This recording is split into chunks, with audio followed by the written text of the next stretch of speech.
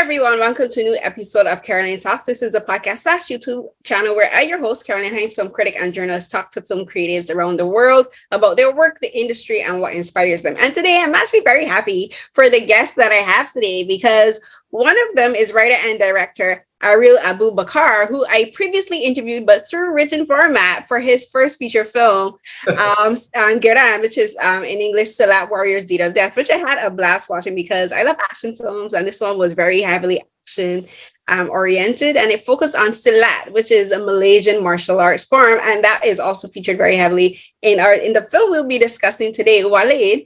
And for Walid, we have the lead actor, Megat Sharizal, to join us to talk about the film. So I'm very happy to have both of you to talk to me today.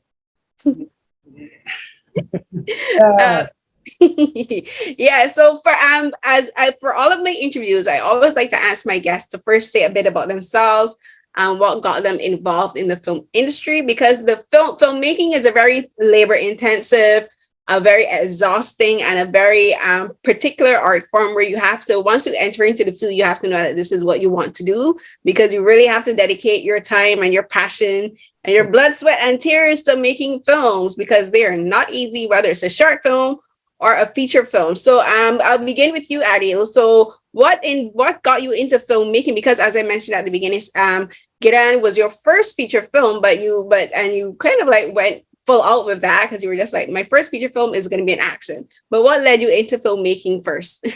The background. Macam mana masuk film? Okay. Before I'm as a director, I am a cinematographer. For seven years. I'm working as a cinematographer, and three years for camera assistant, and then after 10 years I'm in Malaysia industry. I don't have a good film to make some good contribution to our people to watch film Silat in my country. So I decide to produce and to write, and then I'm trying to be a good director, and I try to expose martial art Silat in Malaysia, because in my country we don't have, after 20 or 30 years no Silat movie. So I try to call on my networking for my brother in Silat team to join our company Layar Pictures to produce my first baby, Silat Warrior. And for you, Megat, like what led to you being an actor? Yeah. Okay. The funny part of this, because I started before I became an actor. I practiced Silat before, and then when I graduated, or when I almost graduated, I started doing theater. And then when I started doing theater, which was in my early 20s, then I kind of left Silat. I didn't practice it for quite a while. I focused on acting, and then from theater led to some TV work, some film works, and after a few years from acting, I proceeded to start directing, and then after directing, I started to open my own company, and where I've also have produced and also acted and directed for TV. And then after around 15-16 years of being an actor, a director, then I met this guy. When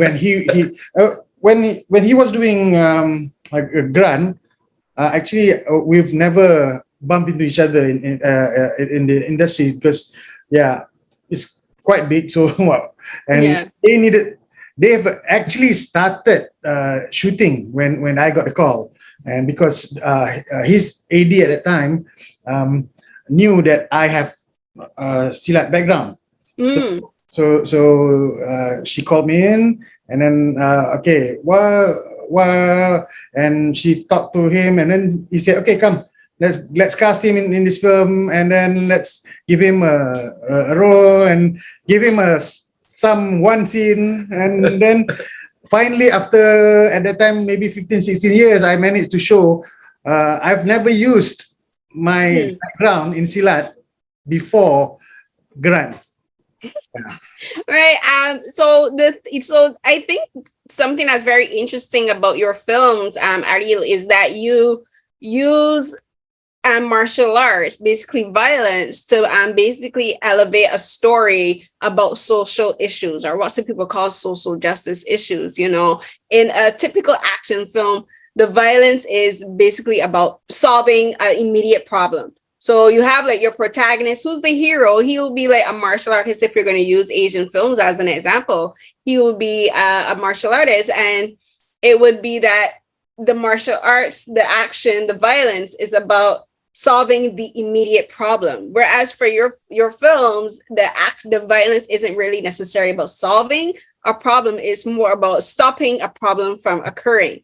For instance, in GERAN, like in the first fight takes place between the female lead character, who's the sister of the main character, and she has to use martial arts to get herself out of a potentially violent situation. And in this one, it happens the same way. But the difference, I think, between GERAN and Walid is that the action comes very late in the film. Like, you know, before it's about talking, it's about discussing, and like it's about helping us to get to know these two characters, which is Walid, the lead character, who's a teacher, and Aisha, who's this little girl who's craving for knowledge. So talk about the difference between GERAN and Walid, and why you decided to basically, I think, push the action later in the film than strictly from the beginning, because I thought it was very interesting that you added it later in the film. So I choose to put a fighting on the back because I want to tell the audience the full story and narrate their thinking about the humanity issues. So I think I'm not a action director only, but I want to be a director more on humanity film, and global issue is very tough now, and I want to contribute for our people about humanity, education, and discriminate for another people. So I used to make first our Walid about people, and I think is I don't know the audience we have many type of our audience to watch, and I don't care about that, and I just do what I want to do. And I need people have something when they watch the film, then they get something, a good message, and a good thinking about other people. Right, you're first of all making the story for you, and then you're also making it for you people. So like everyone else is just like an extra bonus at the end. You're just like, this story is for Malaysian people, and it's about Malaysian issues, and it's about Malaysian society, right? It's about stories that need to be told. The last part of fighting scene is for action, to be action.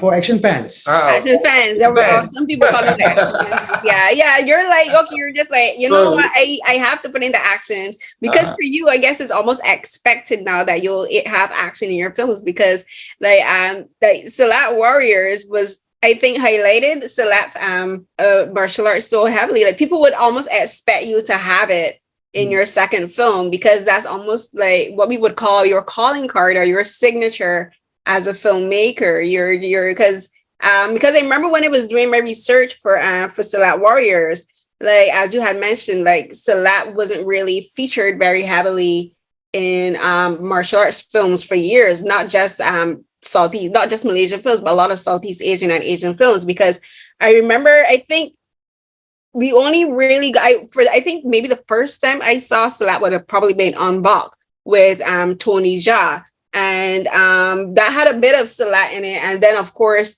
there was, I also forget the name, but it's a film by Gareth Evans, the one with Merantau. The first one, Merantau. Yes, Merantau. I remember, I love that film. I saw that film, and like that was then also when SILAT became, I think, started to really get into film. But even then, a lot of people didn't really identify it. You know, a lot of people would be like, oh, is this a MMA type of thing? And you're like, no, it's like completely different. And I don't know if you know this, but actually SILAT is also kind of featured in, there's a British show called Gangs of London. And SILAT is actually used in that show as well. It's one of the martial arts forms they use in it. So I would say like SILAT is kind of slowly becoming more widely demonstrated in martial arts films. And like, of course, now you have 2 films that are added to that. So I think it's actually great. Cool. Yeah. Yeah. So now I want now to talk about the differences in your characters, because the first film talks about it talks about capitalism and how and exploitation of people, like stealing land, and like a lot of people are conning people out of their homes and their deeds and their land, because like land is such a vital commodity. Like people believe once you have land, you have power. So that's what the first film is about. This one now is about child exploitation and kidnapping and human trafficking. So why did you decide to pick human trafficking as the main social issue to address in this film, and why a teacher, having someone be a teacher as the hero, as the protagonist in this film, and having Megat play that teacher? I choose to use child trafficking issue because it's a reality in front of my eyes. And I saw many when I travel, and I saw the kids and come and begging me for money, and we know that the kids have some agency exploit the kids to make the wrong way make money. And then in my field,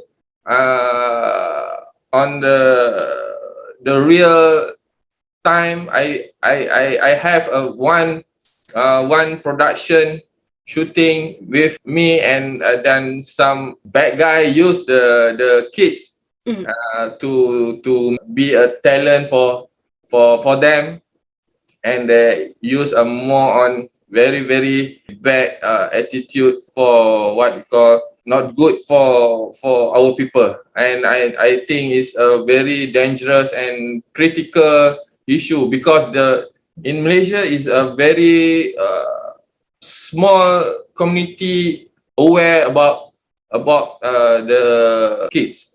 And you like becoming involved in this project, Megat, like what was the kind of research that you had to do from your end as the lead? Because this is someone who's a teacher and he's teaching underprivileged children, but he has to also, I think for this character, at first, I'm going to be completely honest with you. At first, I kind of was like suspicious of him, because like the way the film is kind of set up is just like, I think it's about being aware of the people around you, because you have to like be, I think it's for everyone to be aware of children, you know, the protecting of children. And like, you know, there's a saying that goes, it takes a village to raise kids. And like the film talks about that. It's about all of these adults around these kids being aware of them. You know, like if one goes missing, you're supposed to notice, because everyone in the village knows all of these children. You know, you'll be like, I noticed this one kid is missing. And a lot of that has to do with adults wanting to be aware. So, and for a teacher is supposed to know all of their students, you know, and they're supposed to get to know the home lives of their students and like what's going on with them. So for you, what kind of research did you do for playing this character? Because you not only have to do research about being a teacher, but also I think being a child advocate, because that's not I think that's something you have to consciously think about. Yeah. Well, the challenge for me being Walid was because I'm not a father myself, but I have nephews and nieces. So I do spend a lot of time with them, and I do watch, and I do see how the parents raise them, and how concerned my brothers and sisters for my nephews and nieces education. And this is things that I think, because I come from a middle class background, so it's so different how these kids are treated. And then when I go to the suburban areas, it's so different. So these are things that I needed to look at, and how, especially how the public and how people perceive these undocumented children. So generally, they're not really positive views for these kids. So a lot of people don't really care about them. There's always there's that one scene in the stall, which the old guy really happens. And I think those are the things that I think I needed to know, which I think it helped where I had friends who does community services, and they spent time with all these children. They know these children, they do all these so-called bad things, not without any particular reason. So I think I have to put myself in a fatherly way of thinking, right? Approach that's number one. And then number two, that's where the teacher comes in, which like I said, I mean, I sometimes teach acting also to kids, so that helps how you approach kids. That's how what my approach was. But somehow to know to approach, I have to view these actors, these kids, as actually how they are not privileged kids. So these are the kind of things that I need to watch, to see, to research, how to make this character very believable, to make him care about everyone, and also actually just put, I needed to put a reason for him to why he needed to do, why he needed to be there. Walid is actually an outsider. He doesn't speak the dialect of the area. He's among the only one who speaks differently. Right. He comes in there. Although he's an outsider, he's among the ones who really care about the people there. So I needed to put a reason behind his objectives. He has many objectives, but what were the reason why he needs to be there? Yeah. Right. So you mentioned a few things that I want to talk about. The first thing is I want to talk first about the children and how people treat the children. The thing is as adults, or we know, and we should believe, and people should have the conviction that adults should be the protectors of children, because children are the most vulnerable in society. No matter where you go, children are the most vulnerable. But it's always so shocking, but also disheartening, and that it is a sad fact of life that adults will be just as prejudiced to children as they are to other adults. You know, first of all, no one should be prejudiced to anyone for where they come from, how they look, how they talk, and on all of these things. But when you do have the prejudice, you would think, okay, like being prejudiced to an adult is slightly different, because you would think, okay, the adult can kind of like defend themselves or speak up for themselves or whatever. But children don't have that. Children are just vulnerable, you know, like the scene you mentioned with the two men talking about Aisha in the stall. like I've seen things like that happen to me. I've seen things happen that's happened to me, and I've seen things like that happen in real life. And when I can, I speak up, and like I would say, this is a child. Why are you like treating a child this way? But it's always so that's when you kind of think about one of the dark sides of humanity, where people can target children as easily as they target another adult. So that's one of the things about this film. It focuses on the different ways that children can be targeted and mistreated. Yes, people would think the most obvious villains are the human traffickers, the people that are targeting and kidnapping these kids. But I think, Areel, what you also do this film is point out there's other types of villainy in society, like the people who are racially and ethnically prejudiced against Aisha and her mom and the other kids in their neighborhood. So I want you to talk first about that, Areel, like to showing how, like, when it comes to villains, like everything isn't as black and white. It's kind of funny, but you guys are wearing black and white shirts, but it's not like it's not clear. Like everything isn't black and white. Like, yes, you have the human traffickers are villains, but also to me, I saw these old men and the people who think like them as villains as well, because they're not helping these children.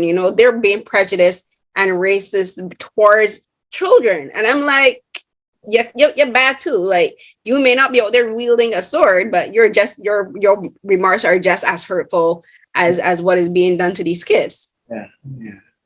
So mesti dia tanya dalam masyarakat kita ni yang dalam cerita ni orang jahat tu tak clear. Bukan je yang trafficking ni je orang jahat. Yang pakcik tu, yang ni. So so dia nak cakap pasal inilah apa benda society tu sendiri adalah jahat terhadap budak-budak ni. So itulah dia. Macam apa benda dia orang tu bukan, maknanya jahat dan baik tu bukan hitam dan putih. Dia cakap black and white tadi tu. Everyone semua dalam grey area masing-masing. So I think it's dignity or your heart about people. And then I think is susah soalan tu senang. Soalan tu pasal apa? Orang punya attitude kan. So but I think what you're talking about while he's thinking. Well, he's thinking, you can answer yes. I think what you're saying is true, because I think everyone, there's no clear bad guy here in Walid. So yes, for the film we show that the human traffickers are bad guy, but if you notice, even one of the traffickers was he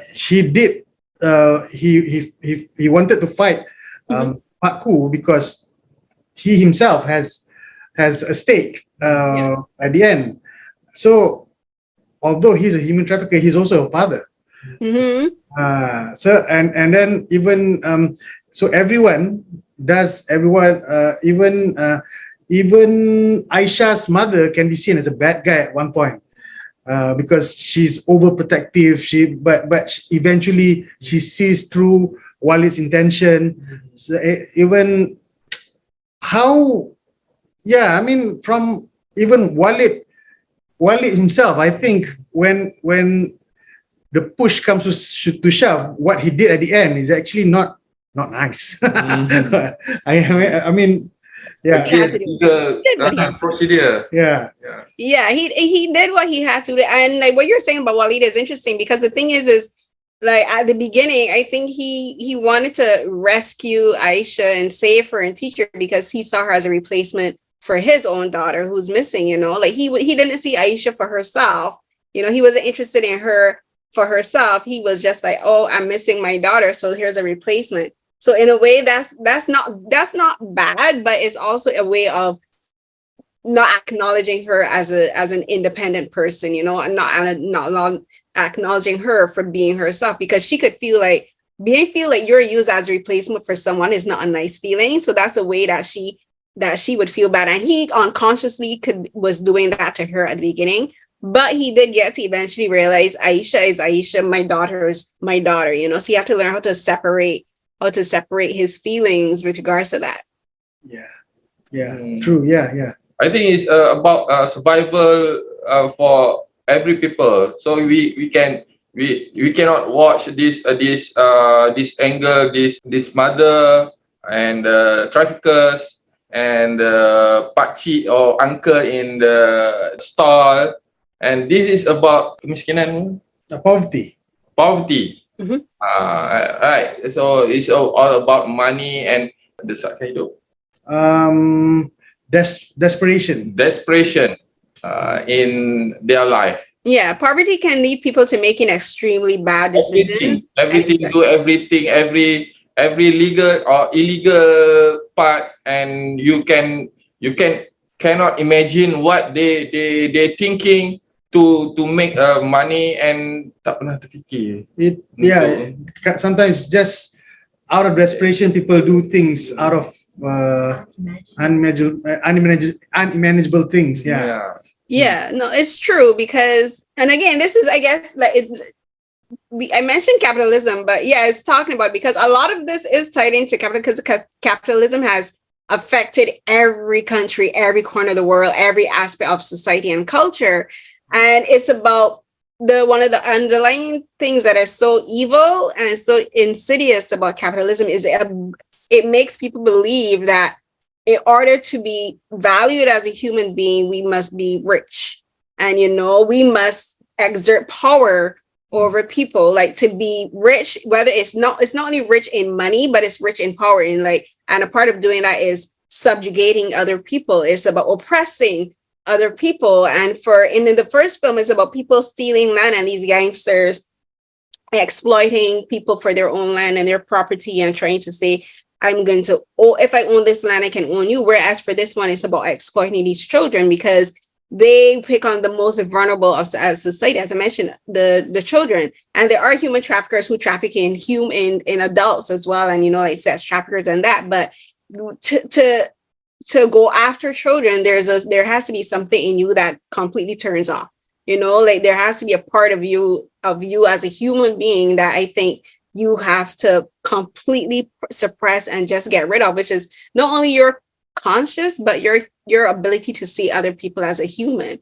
And for these children, like what you're showing is like, it is like poverty has forced these people to make extremely terrible and extremely evil decisions.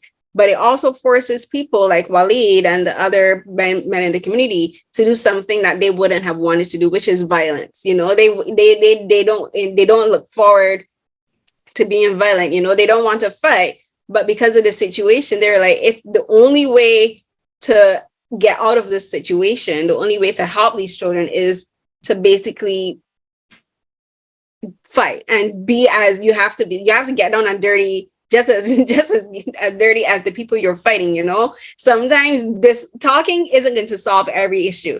You like debating is not going to solve every issue. And I think that's something that your films are about, is about showing that when at the end of the day, sometimes the best way to solve a problem is to fight.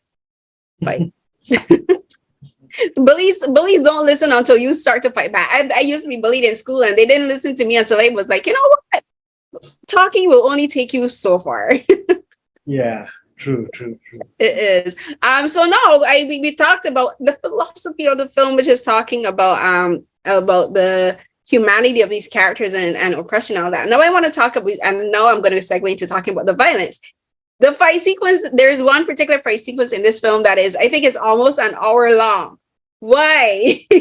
Why, Areel? Why did you make such a long fight sequence? Because it's extremely hard to choreograph and to execute. But why did you think it was important to have a fight sequence this long in this film? Because fighting is not fighting human trafficking never ending until now. Mm-hmm. So I choose to express the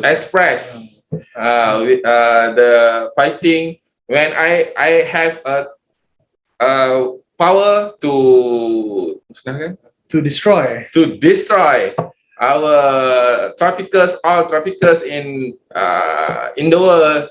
I used to be a terrible and very aggressive to fight them very hard.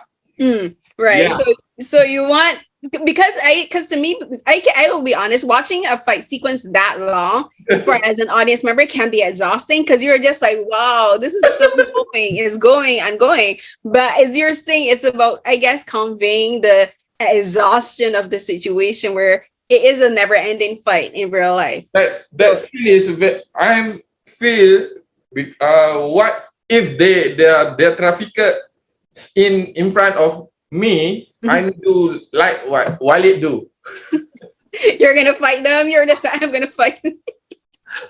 Yeah, because it's true. Because I even saw, as I said, I love action films, and there's some films I've watched with like some super long action sequences, but I think yours might be one of the longest ever. And so first of all, No, John Wick 4 is very longer fighting from start and until the end. Yeah, so I have to like congrats to the to the actions, the stunt doubles, the stunt performers, the fighters, the choreographers. Megat, like you had to fight. So what was it like for you getting back into practicing Silat? Like what kind of like training? Because you said you hadn't practiced like what you said almost 20 years. So what was it like getting back into showing this side of you as I guess as a performer now, because you're like, I'm an action star now. Wow, action star. Wow. Yeah. I mean, although I don't practice it a lot, but I do. I mean, whenever I got time to go to the gym, I do still try to do some stretches, exercises.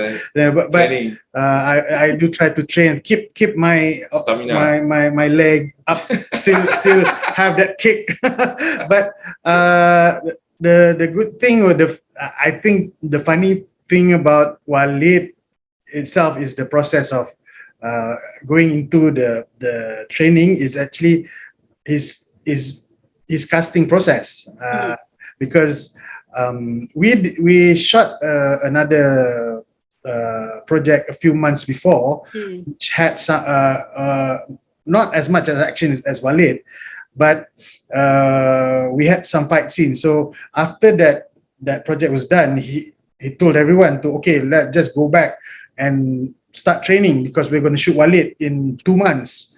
So I went back, started training, went cycling, or started going to the gym, do all those routine punching bag, and I actually got my stamina back up, and I lost 5 kgs, and which suddenly I got a text from him, and because after I went one of the cycling trips, I posted it online. And suddenly, after the post went up, I got a text from him telling me, "Hey, please don't lose weight." So much weight. because at that time, nobody knew who's going to play who. I didn't know that I was going to play Walid. Only 2 weeks before the shoot, everyone knows who's going to play who. So when I got that text, I'm like, why he's sending this? He doesn't want me to lose weight. So again, I'm like, okay, maybe because like I said, Walid is my first time playing a lead role. Before this, I'm so used to playing supporting roles, antagonists, or comedic roles. Doesn't cross my mind, because going to this, going past 40, I've never ever thought of being a lead role anymore. I mean, I'm just saying the reality how it is in Malaysia. People past 40, it can rarely be casted as a lead role.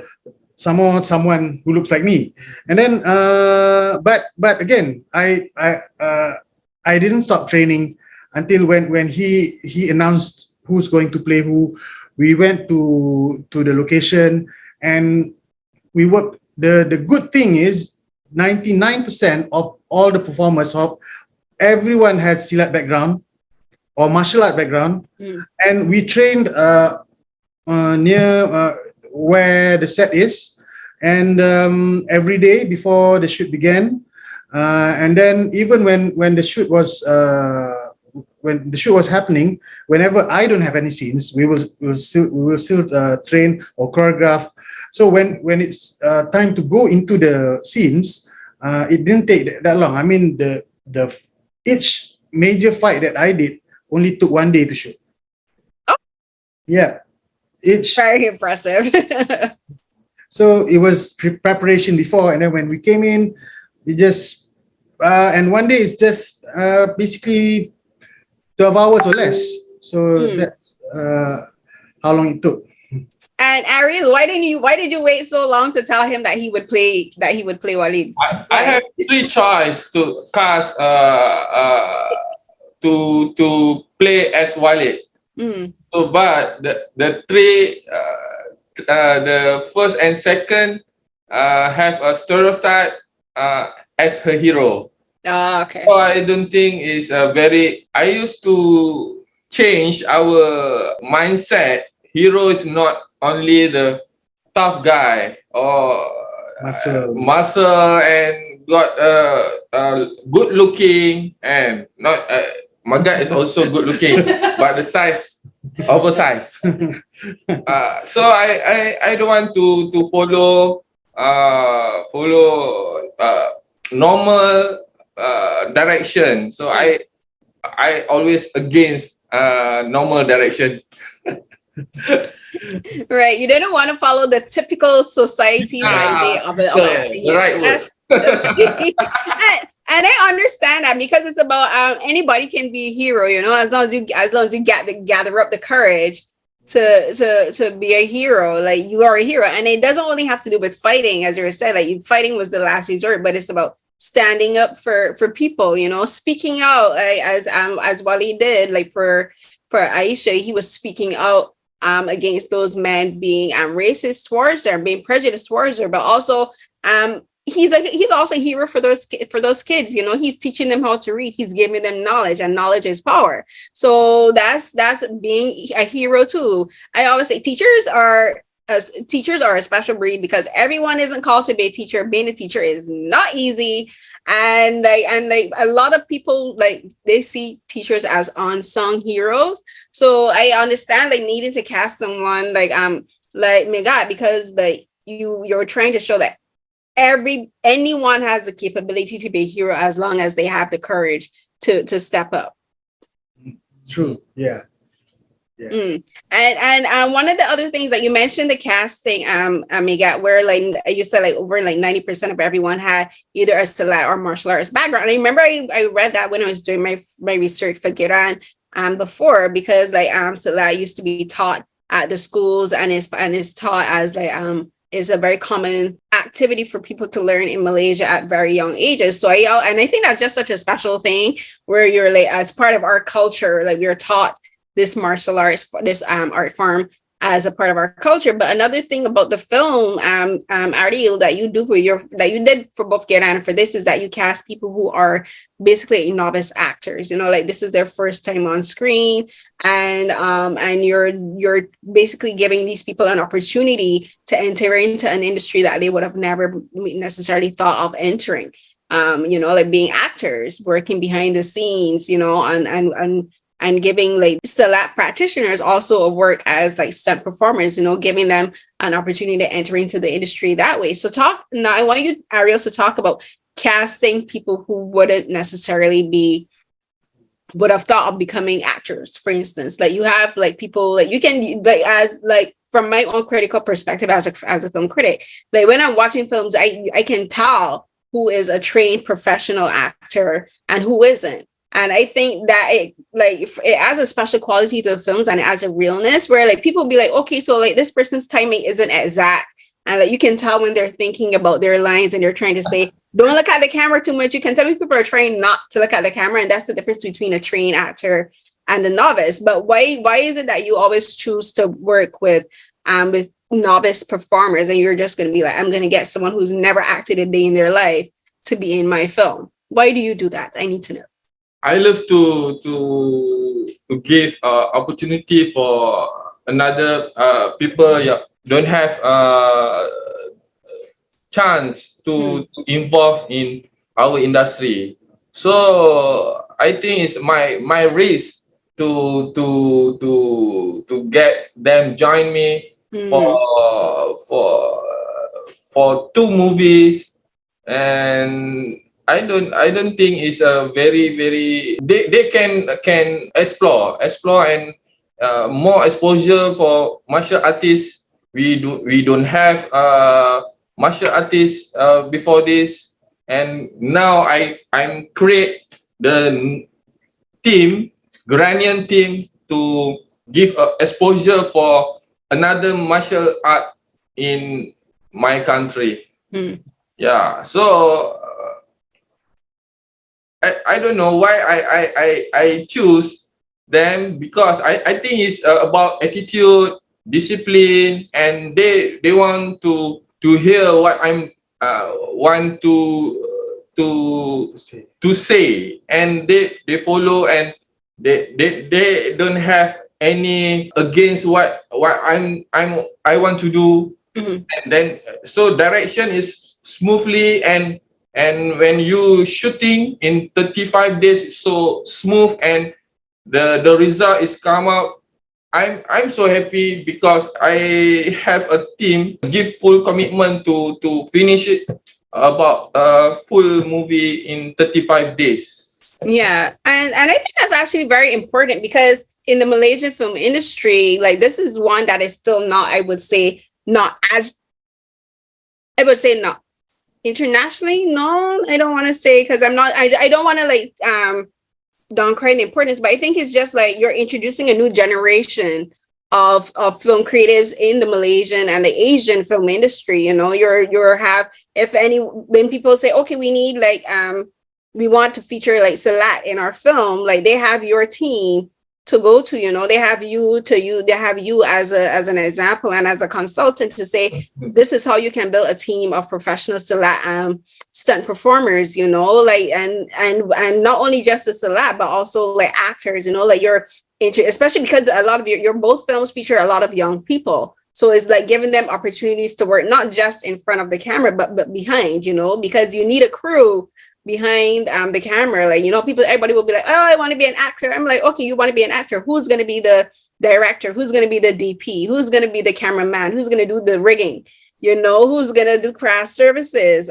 Who's going to do costume director, lighting? You need to introduce people into all of these aspects of the film industry. And this is how, like, working with you and working with your team and working with like Megat, because as you mentioned, you have a production company, is about, I guess you could say, helping the Malaysian film industry survive. You know, you can't survive with just veterans. You know, you need like new blood. You need like younger people to believe that they have a future in the industry as well. Yeah. I think the most interesting thing for me doing both GERAN and Walid, because everyone did. Not everyone is professional, meaning not just in front of the screen. Behind the screen, we have so many people trying to contribute, trying to give, because it's like it's so different working in a professional setting and working with Walid and GERAN, because it feels like a community.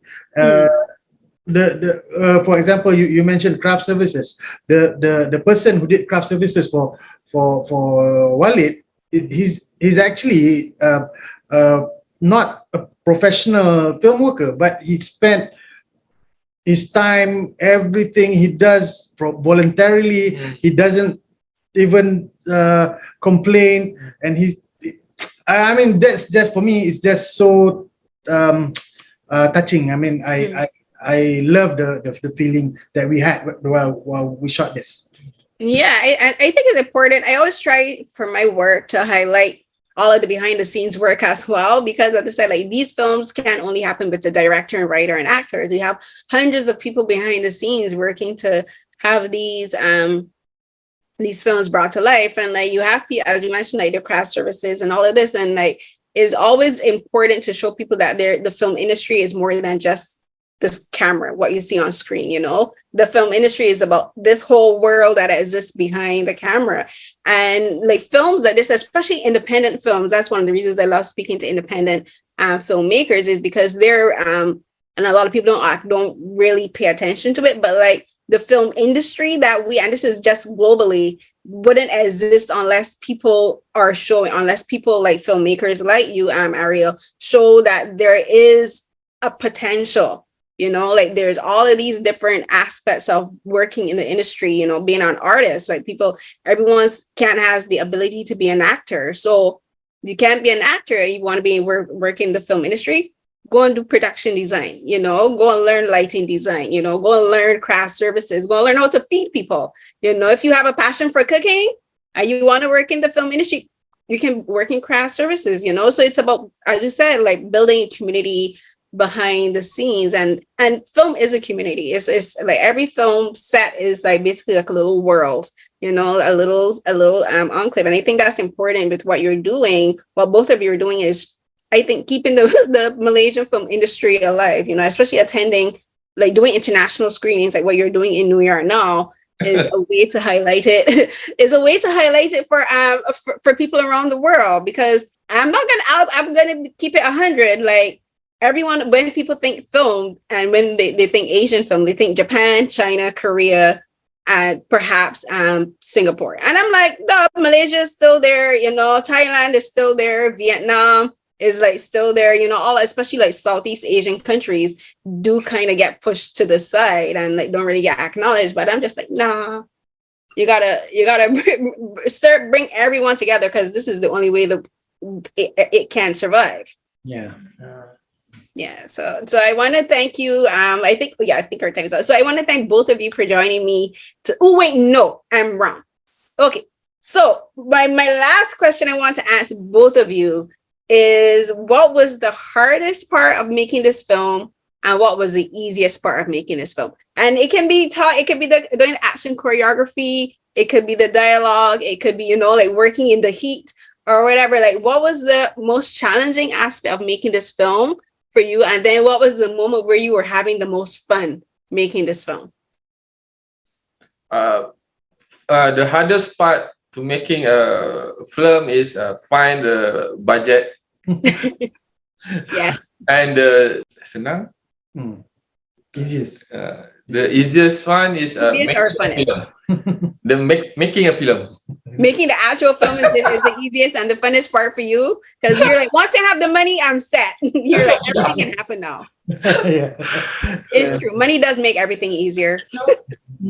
I mean, for me, what was the hardest part during the shoot was we were still fighting COVID.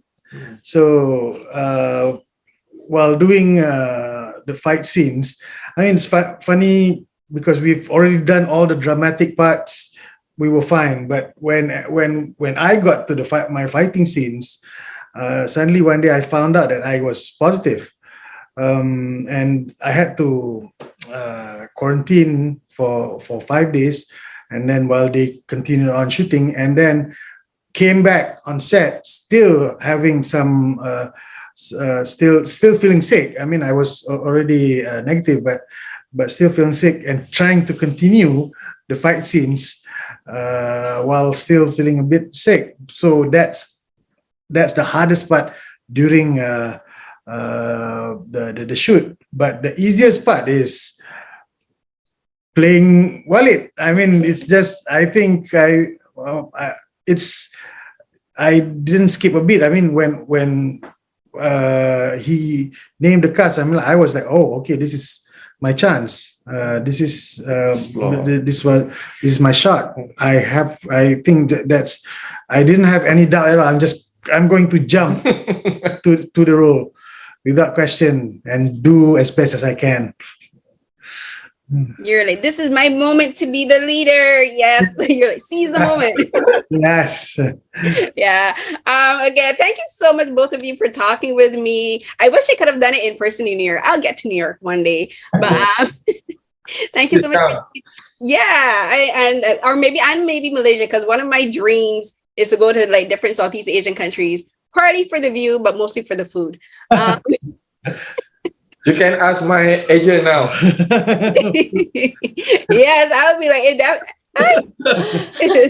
So definitely, once I do make it down to Malaysia, I'm gonna speak it into being. Once I make it down to Malaysia, I'll definitely give you guys a look, see, and a shout. Sure. Thanks so much, and congratulations on the film and Thank showing you, it Kelly. internationally. Thank you. Thank you. Thank you so Thanks. Thank you for having us. Yeah. Thanks.